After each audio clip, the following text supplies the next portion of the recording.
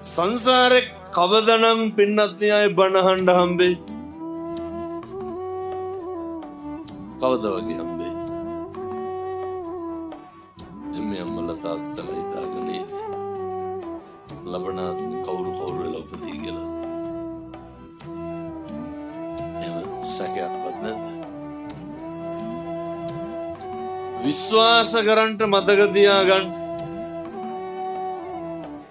කල්ප ගානක් යනකම් මිනිස් වෙලා උපදින එකක් නෑ. කල්ප ගානක් යනකම් ඒ කියන්නේ බණ අහන්න හම්බෙන්නේ. බණ අහන එකත් නෙමෙයි අරුමේ. මොකක්ද අරුමේ? දැන් මොකක් හරි අහලා තේරුම් ගන්න පුළුවන් කවුරු වෙලා ඉපදුනා. බණ මොයින් බල්ලොන්ටත් ඇහෙනවද? තේරුම් ගන්න පුළුවන්.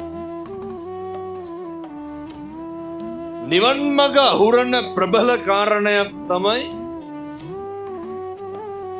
වෙනත් ව්‍යාපාදය. කේන්තිය.